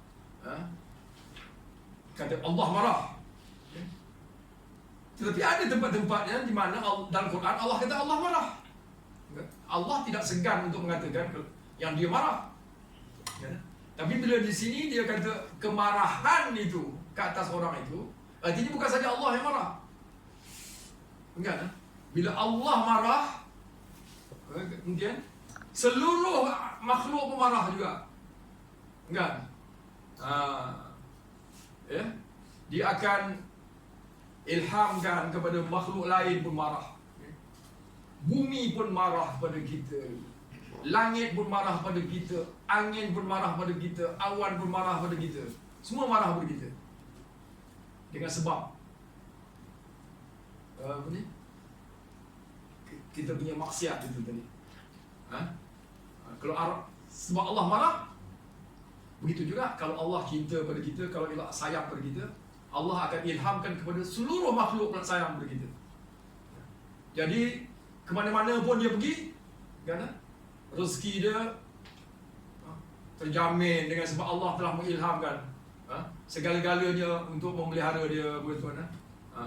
Jadi angin pun, matahari pun, kau semua mengawal dia, kan, memelihara dia. Binatang-binatang ke, semut ke, apa ke, semua pelihara dia. Begitu juga kalau Allah sudah marah, segalanya marah, kan? Bila nak dapat air, tengok kemarau. Bila semua kehidupan menjadi susah bagi dia, kan? Sebab Allah dah marah, kan? Kita tak nak tu. Bukan jalan al-maghdubi alaihim, bukan jalan mereka yang dimurkai. Tak sebut Allah, ya.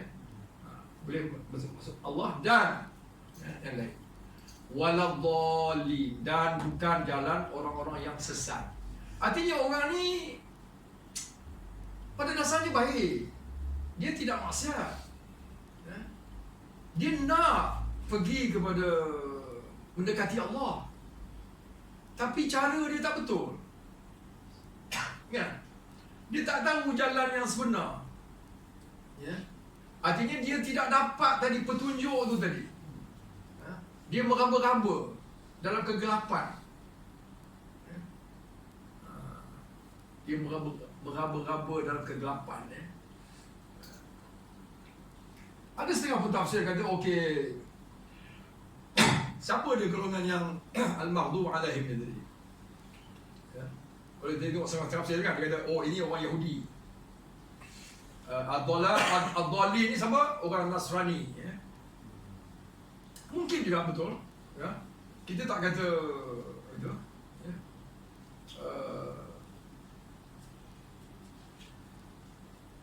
Setahu saya lah, setakat yang saya baca, tidak ada satu kepastian. Jadi soal itu yang Nabi sendiri sebut ini orang Nasrani, Al-Maghdub tu orang Yahudi, orang Al-Dhalin tu orang Nasrani. Tak ada. Nabi tak ada cakap macam begitu ya. Kan? Itu adalah pandangan pentafsir ya. Dan kalau kita nak percaya begitu, okeylah. Tapi kalau kita tak nak dia katakan dia lebih luas lagi pun, boleh jadi juga. Jadi dia tidak terhad pada mana-mana golongan. Mungkin orang itu Islam ataupun mengaku Islam, tapi dia pun layak juga untuk masuk dalam kategori yang dimurkai. Orang Islam pun layak juga memasuki dalam golongan orang yang sesat. Betapa tidak Quran bercakap tentang orang munafik. Orang munafik ni siapa? Orang munafik ni orang kafir ke? Tak, dia bukan jelas kafir. Kan? Orang munafik dia mengucap, ya, pada zahirnya dia mengucap 2 kalimah syahadat. Dia datang sembahyang masjid, kan? Bila dia jumpa Rasulullah, dia kata, engkau Rasulullah, kan? Artinya dia mengaku Muhammad Rasulullah. Itu orang, tapi itu orang munafik. Dan orang munafik, innal munafiqina fi darakil asfali minan nar.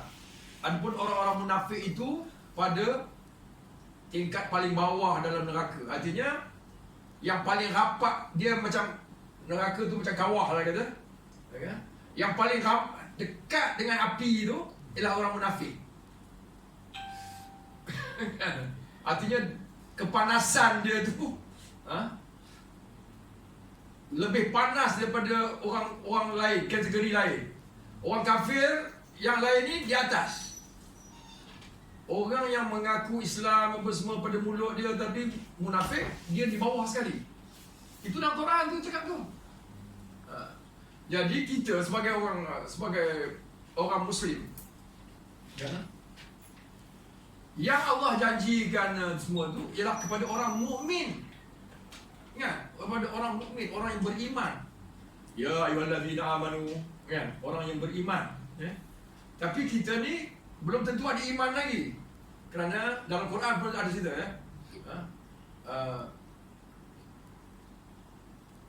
orang ada sebahagian daripada orang-orang Arab, orang-orang Arab Badui ni kata, kami telah beriman. Tapi Allah kata, jangan kata kamu telah beriman, kata kamu telah Islam. Sebab iman belum lagi masuk ke dalam hati kamu. Okay. Jadi kita sebagai orang Islam, yang sudah pasti kita Islam. Tapi bila kita kata kita Islam, belum tentu lagi kita beriman. Sebab iman tu tak tentu lagi masuk ke dalam jiwa kita. Ya. Itu yang kita. Jadi kita minta iman. Kita sebut iman. Islam tu sudah okey, Islam. Tetapi perjanjian Allah nak masukkan dalam syurga bukannya orang Islam. Dia nak masukkan ke dalam syurga orang yang beriman. Kalau betul Ustaz, daripada ayat 1 sampai ayat nombor 5 ni bisa intro. Lepas tu yang kita perlu ni nombor 6, sebutkan jalan yang lurus. Itu yang permohonan kita. Itu permohonan kita. So yang lain semua is past reference. Yang terakhir tu, ini adab dia. Apabila kita berdoa kepada Allah, di mana-mana berdoa, bila kita berdoa, mula-mula kita kena mula dengan puji. Kita baca Bismillahirrahmanirrahim, Alhamdulillahirabbil alamin. Kita puji. Itu adab dia. Puji dulu. puji. Kemudian selepas puji, kemudian kita selalunya mendoakan untuk Nabi. Ya. Misalnya Allahumma salli ala Sayyidina Muhammad. Ya. Kita mendoakan, kita berselawat. Ya. Selawat itu apa? Selawat itu ialah mendoakan bagi Nabi. Ya Allah, ya, hantarkan, ya, rahmat kamu, ya, kepada junjungan kami Nabi Muhammad, ya. Kan? Bagi dia keberkatan, bagi dia kedudukan yang setinggi-tingginya, ya. Kemudian selepas kita itu baru kita minta permohonan bagi diri kita. Sebelum kita saja, mula-mula kita puji. Allah yang mengajar kita, kan? Kita puji dulu, kemudian setelah kita mengakui, ya, ketinggian Allah, kita puji dia, baru kita minta dia susunan dia, atur dia, adab kita berdoa lah. Jadi balik pada tadi, Islam tu maknanya kita sudah menyerah, ya, menyerah daripada segi zahirnya, ya. So kita, orang boleh nampak kita lah, ya, sembahyang, kita pergi masjid, bulan puasa kita tak ada makan di khalayak ramai. Itu semua adalah ciri-ciri orang Islam, ya. Tapi keislaman itu belum lagi menentukan orang itu kata beriman. Itu hanya Allah yang tahu sama ada orang itu beriman atau tidak beriman. Kita tengok dia di masjid, okey, tapi sebenarnya dia tidak percaya. Wa minan nasi man yaqulu amanna billahi wa bil yaumil akhir wa ma hum bimu'minin. Dan di antara manusia ada yang berkata, kami telah beriman dengan Allah dan hari akhirat, tetapi mereka sebenarnya tidak beriman. Yukhadi'una Allah wal ladzina amanu. Mereka cuba untuk memperdaya Allah dan orang-orang yang beriman, tetapi mereka hanya memperdaya atau menipu diri mereka sendiri. Kan? Jadi itu sifat orang munafik ni tadi. Munafik ni satu benda yang sangat-sangat rahsia. Jadi ada salah seorang sahabat Nabi, nama dia Huzaifah bin Al-Yaman. Huzaifah bin Al-Yaman ini, ya, sahabat-sahabat lain ni dia belajar macam-macam daripada Nabi, ya. Tapi dia pula lain sikit. Dia selalu, orang belajar macam mana nak mendapat apa ni, membuat amalan-amalan yang boleh mendapat pahala banyak, kan? Amalan-amalan positif lah. Tapi Huzaifah ni dia bila dia soal Nabi, dia tanya tentang benda-benda yang merosakkan iman, misalnya. Benda-benda macam itu yang dia tanya. Jadi Nabi mengajar dia banyak benda yang membolehkan dia mengenal orang munafik, kan? Orang lain tak kenal, tapi Huzaifah dikatakan boleh kenal orang munafik ni. Bila dia tengok orang tu, dia ada macamnya ilmu yang apa ni, Nabi ajarkan dia firasat untuk mengenal orang munafik. Jadi dia seorang saja yang Nabi ajarkan, ya. Nabi tak ajar semua perkara pada semua orang. Jadi itu pasal kita tidak heran, ya, kalau ada orang kata, ya, orang alim, ya, dia mengajarkan sesuatu ilmu yang orang lain tak pernah jumpa dalam kitab, ya. Tapi dia kata dia dapat daripada, ya, ini dia daripada guru dia dapat daripada guru dia sampai dapat daripada Nabi. Itu mungkin berlaku. Itu sebab kita tak boleh nak sewenang-wenangnya kita mempertikai, kan. Bila kata ada orang alim yang macam itu, jangan kita cepat-cepat tu bid'ah tu, tak ada, tu sesat tu, tak ada dalam mana-mana kitab, dalam hadis Bukhari. Tak, Imam Bukhari pun tak tentu, tak tahu semua perkara. Kan dia apa yang zahir masyhur saja. Tetapi Nabi ada mengajarkan ilmu-ilmu ini kepada orang-orang tertentu, ya. Sikit-sikit saja, ya. Ada misalnya Abu Hurairah, sahabat Abu Hurairah radhiyallahu anhu, dia kata, kalau aku ajarkan kepada kamu semua apa yang aku dengar daripada Nabi, kalau aku ceritakan, dia kata, kamu akan sembelih leher aku. Kan? Dia ingat itu sahaja. Tapi kita tak nak lah masuk kepada bab itu, kan? Itu satu bab lain lah, ya. Tapi Huzaifah ni dia mengenal, dia boleh ada firasat dia untuk mengenal orang munafik ni. Jadi Sayyidina Umar radhiyallahu anhu, Sayyidina Umar bin Khattab, dia tahu ini ada keistimewaan yang ada pada Huzaifah ni. Jadi dia pun merasa apa, orang Perak kata cuak, yang dia tu mungkin ada ciri-ciri munafik. Sayyidina Umar dia takut, dia pergi pada Huzaifah, aku tahu kau ada ilmu ni, cuba kau terus terang dengan aku, tengok ada tak aku ciri-ciri munafik. Artinya orang macam Sayyidina Umar tu pun merasa, ya, khawatir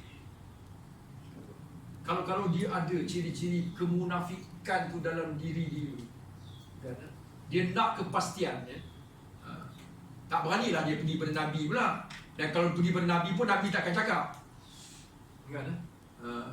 Kerana Nabi, orang yang jelas munafik pun, dia pergi semayangkan. Masa mati dia semayangkan.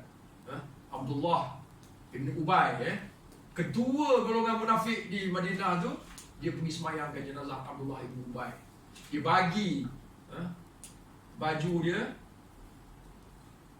pakaikan kepada mayat Abdullah bin Ubay, ditanam baju Nabi, ya, sebab anak Abdullah bin Ubay ni pinta pada Nabi. Anak Abdullah bin Ubay ni seorang mukmin yang dia bukan macam bapak dia. Bapak dia tu ketua munafik, tapi Nabi sendiri tak mahu nak memalukan anak dia tu. Bapa dia munafik, tak, dia pergi semayangkan jenazah Abdullah bin Ubay, bagi Abdullah bin Ubay, jenazah Abdullah bin Ubay tu pakai baju dia. Tapi sama ada jadi sebab apa, urusan itu urusan Allah Ta'ala. Allah Ta'ala yang menentukan pada akhirnya, kan? Orang tu diampun ke atau tidak, ya? Kita tidak boleh buat itu. Memanglah ada tanda-tandanya itu sebagainya, dan kita sepatutnya macam Sayyidina Umar juga, kita merasa takut kepada diri kita kalau kita ada sifat-sifat munafik yang tersembunyi dalam diri kita yang kita tak tahu. Jadi kita kena, ya, Sayyidina Umar pergi kepada Huzaifah. Huzaifah kata, jangan takut ya Umar, jangan takut. Pada kau tidak ada, tidak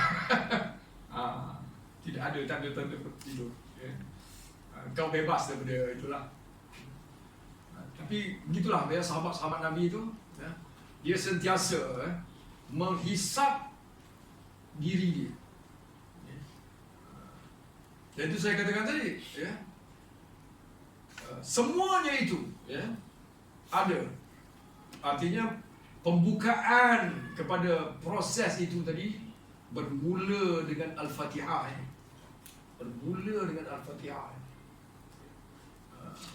Dialah kunci. Jadi apa perkataan bagi kunci dalam bahasa Arab?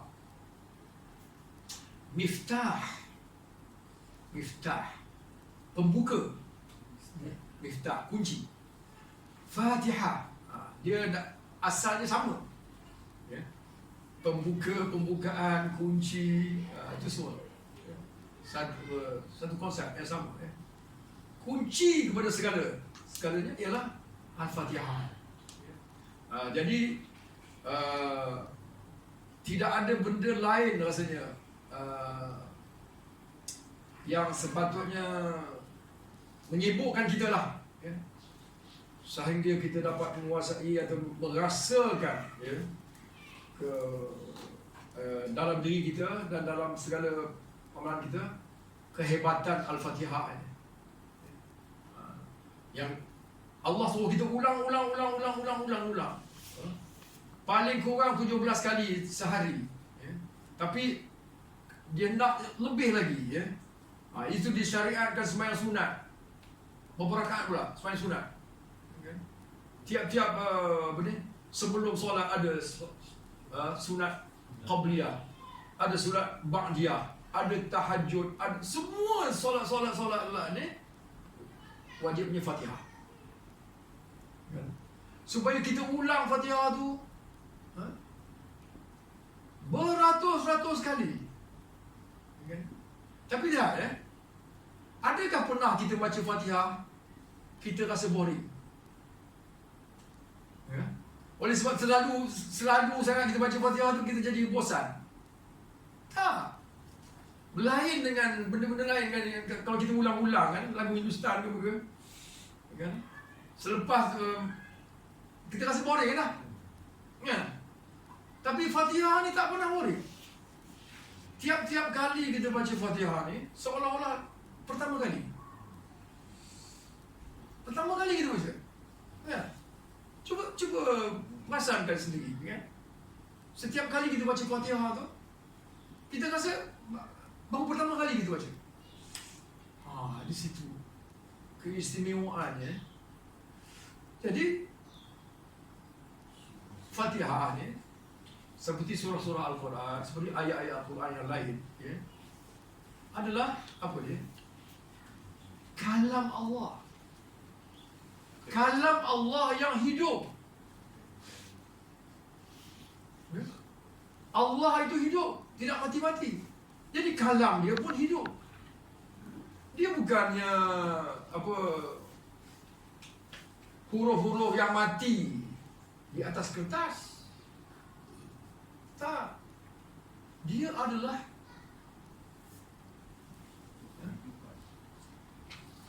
kalam Allah yang hidup. Ya. Jadi itu sebab Quran itu sentiasa menjadi relevan. Kadang-kadang bila kita ada sesuatu masalah, kira kita buntu, tak tahu macam mana, kita buka Quran. Buka aja mana-mana, dan kita baca, ada soalan masalah kita. Penyelesaian dia di situ. Itu kadang-kadang setengah orang dia dapat kesan yang macam itu, ya. Allah beri ilham kepada dia. Bila dia ada menghadapi masalah je, buka Quran, di situ terdapat penyelesaian kepada masalah itu atau jalan dia. Jadi seolah-olah Quran tu benda yang ataupun sesuatu yang bila kita ada masalah kita boleh pergi pada dia, dia akan bagi jawab kepada kita. Kan? Macam konselor yang hidup lah. Betul tak? Itu dia. Itu dia keistimewaan Al-Quran. Kan dia kalam Allah. Allah itu hidup. Allah tak mati. Kalam dia pun sentiasa hidup artinya. Dan dia tidak akan habis. Macam ditulis dekat situ, habis, makna dia habis itu. Tak. Setiap kali kita baca, dia akan mendatangkan kefahaman atau pengetahuan yang lain. Jadi kita ulang, kita tidak akan merasa bosan. Kita akan sentiasa mendapat penambahan atau pengetahuan yang baru atau sesuatu yang baru, ya. Itu sebab kita tak ada penat lah. Membaca Quran ni tidak penat, tidak memenatkan, ya. Malah makin banyak kita baca, makin makin bertambah, makin gemar kita, makin kita sayang kepada dia, tak akan boring. Tak akan boring, ya. Kita akan dapati bahawa Allah, sikit sangat masa kita tak cukup lagi, kita tak puas lagi ni, nak lagi, ya. Jadi itulah dia, ya. Jadi semuanya dia kata bermula dengan Fatihah, ya. Jadi kita pun tak ada banyak masa, ya. Dan saya mula-mula saya ingat nak buat lagi praktikal tentang sebutan dan semua ni, tetapi nampaknya itu kena buat bengkel lain pula. Kan? Dan sememangnya pun, ya, saya tahulah memang kita tidak boleh selesaikan, ya, bab ini dalam masa satu hari, satu minggu pun atau satu bulan pun. Kalau kita duduk macam ni, akan ada saja benda yang baru, kan. Memang tidak anu, kan. Jadi sebabnya memang tidak ada penghujungnya,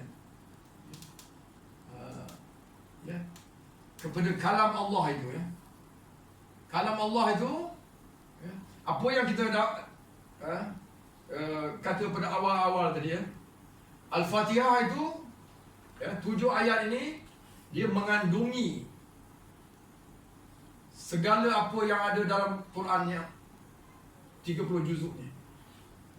Yang Quran yang 30 juzuk ini pula, ya, dalamnya tu terkandung semua pula makna dan daripada segala kitab Allah dan segala kalam Allah, dan kalam Allah itu sendiri, ya,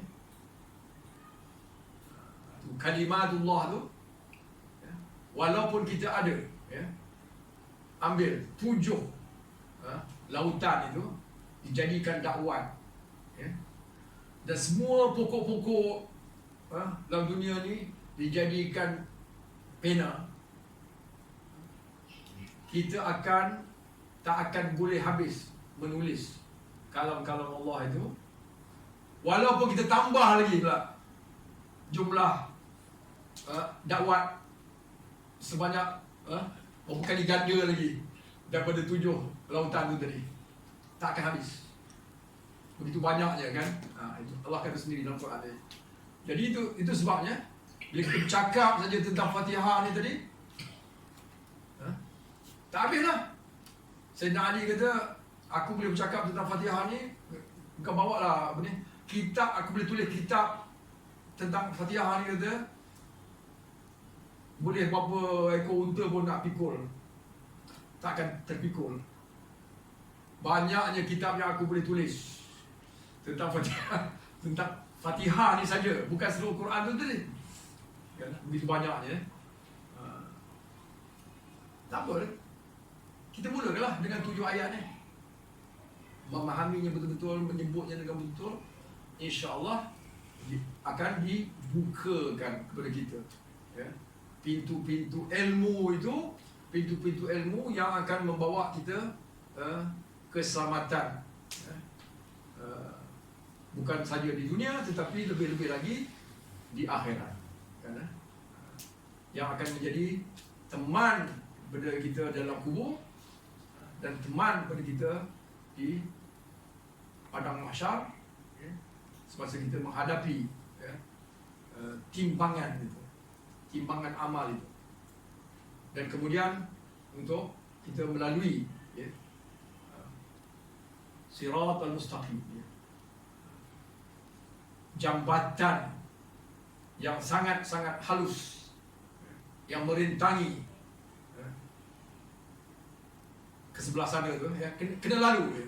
Kita nak masuk dalam syurga tu kena melalui Siratal Mustaqim itu, jambatan yang sangat-sangat halus, ya, yang kehalusan itu dikatakan seperti rambut dibelah 7, begitu halusnya. Yang kita nak kena meniti tu jalan atas itu, kalau tergelincir neraka di bawah, Kan? Jadi macam mana kita nak lalu di atas jambatan itu kalau tidak dengan pertolongan daripada Allah Subhanahu Wa Taala? Ihdinas siratal mustaqim. Itu yang kita nak. Kan? Jadi itu dia. Ujiannya. InsyaAllah kita akan ada masa di lain kesempatan untuk bertemu ya. Saya harap apa yang saya sampaikan itu ya, kalau betul tu adalah ya, taufik dan hidayah daripada Allah juga SWT. Kalau ada kesilapan ya, itu daripada kelemahan saya sendiri ya, InsyaAllah kita sama-sama lah ya mengharapkan supaya kita diberi taufik dan hidayah ya. Dan Allah memberi kita sebanyak-banyak masa, sebanyak-banyak kelapangan ya, supaya Allah menjadikan kita orang-orang yang betul-betul gemar kepada Al-Quran, yang betul-betul sayang, cinta kepada Al-Quran, yang betul-betul mahu ya, dimanfaatkan oleh Al-Quran itu sendiri untuk kehidupan kita di dunia dan lebih lagi di akhirat ya. Aku lupa lihada wa astagfirullah walhamdulillahirabbil alamin.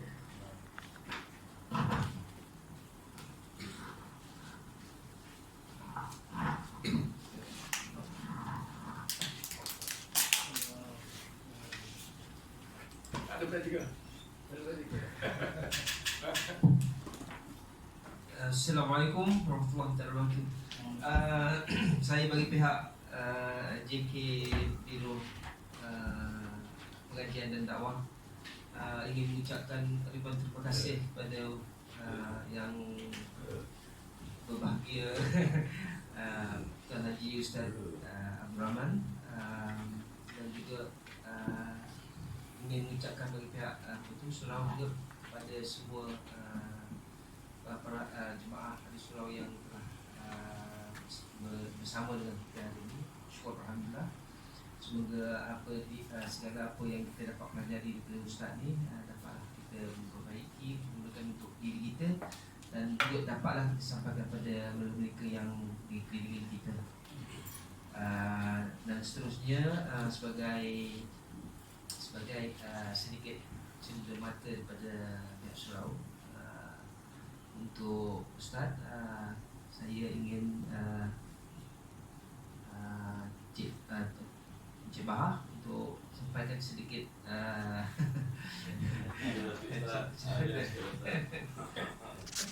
terima kasih banyak Ustaz. Okey, sama.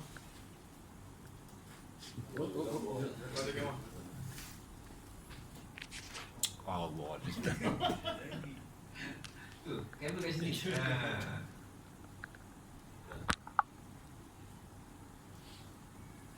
Okey. Okey. Terima kasih. Terima kasih banyak. Nak ambil grup ke? Yang lain ni Saya dapat ada ni. dapat CGN dah. Nanti kita akan usulkan benda tu. Dia ada Ni tolong ambil sekali satu grup chat Oh, boleh juga. dengan Ustaz ya.